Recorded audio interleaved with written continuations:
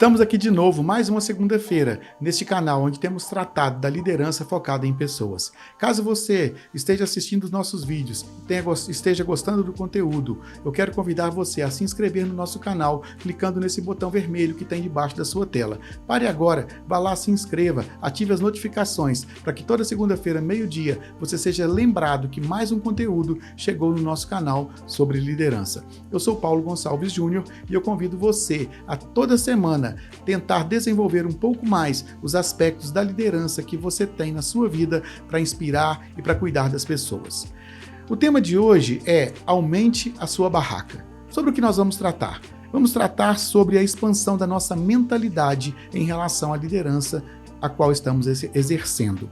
Tem um texto na Bíblia que ele me chama muita atenção sobre como nós devemos trabalhar a nossa mente. O versículo de Romanos 12:2 diz assim: "E não vivam conforme os padrões deste mundo, mas deixem que Deus os transforme pela renovação da vossa mente, para que possam experimentar qual é a boa, agradável e perfeita vontade de Deus."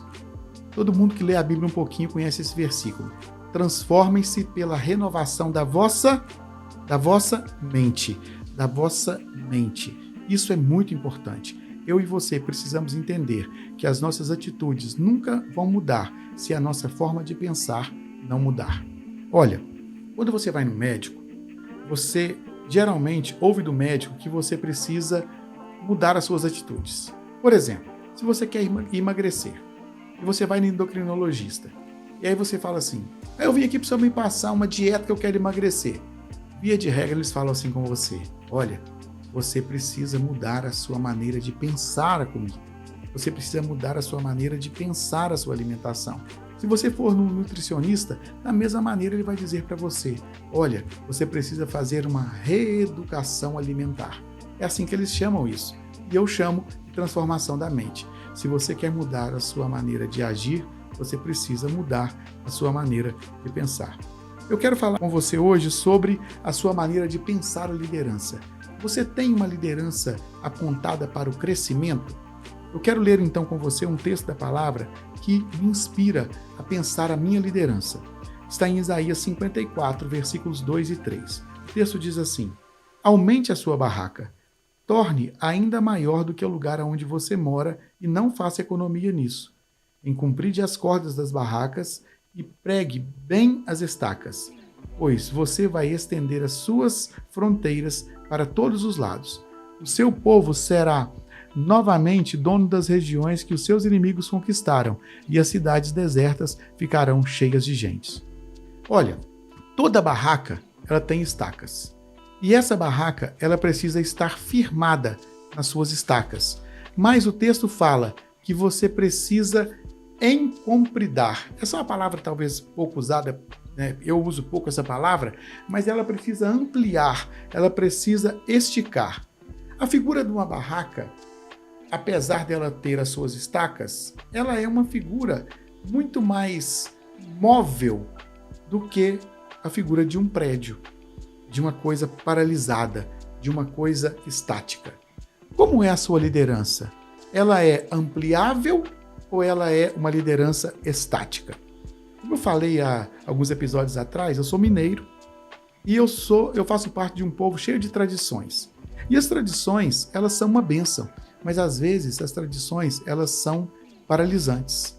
Elas nos fazem ficar presos àquilo que nós sempre acostumamos a ver e a fazer. Uma vez, alguém falou para o meu pai assim: eu me arrependi de ter comprado uma casa na praia. Nós levamos um susto, né? Porque mineiros, tem uma coisa que mineiro gosta, é de praia e de ter uma casa na praia.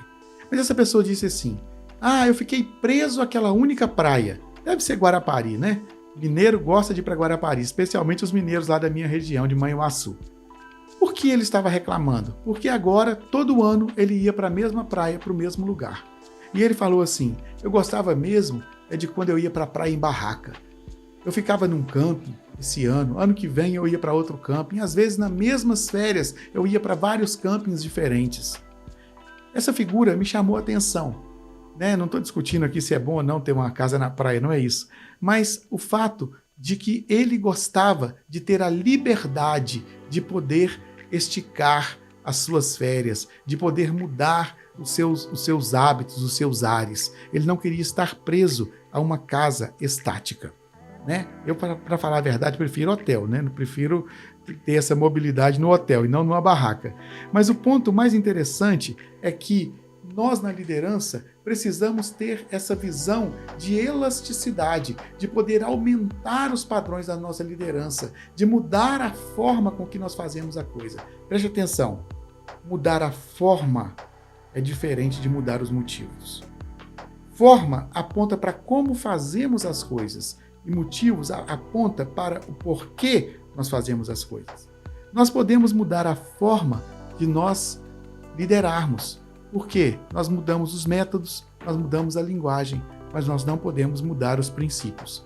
Então, a forma está apontada para a corda, mas os princípios estão apontados para as estacas. Princípios são as estacas que firmam a nossa barraca.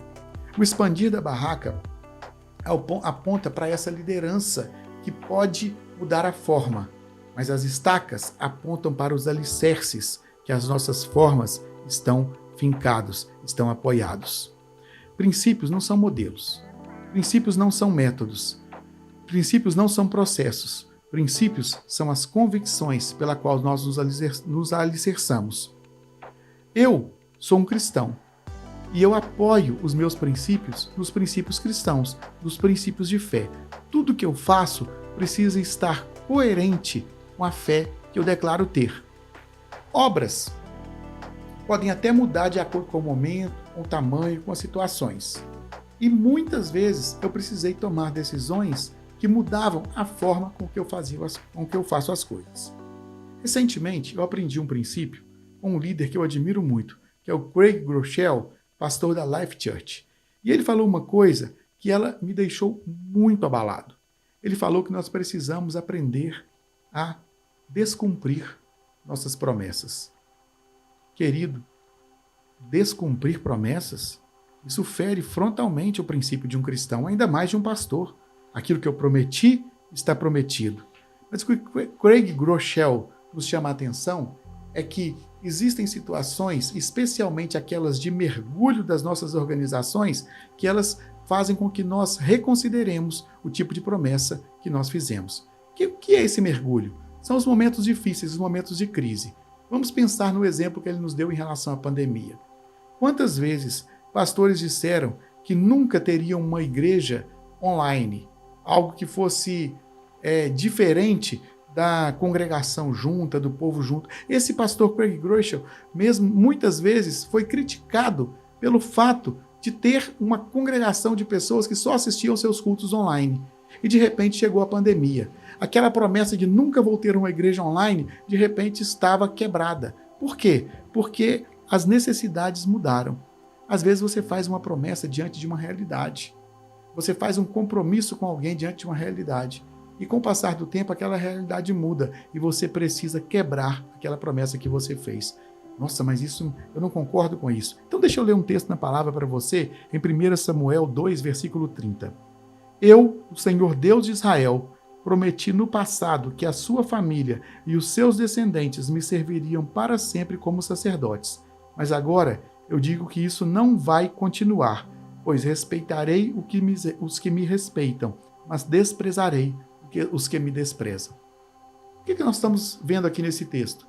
Deus havia feito uma promessa a toda a linhagem do sacerdote Eli, que nesse momento aqui estava recebendo uma repreensão de Deus.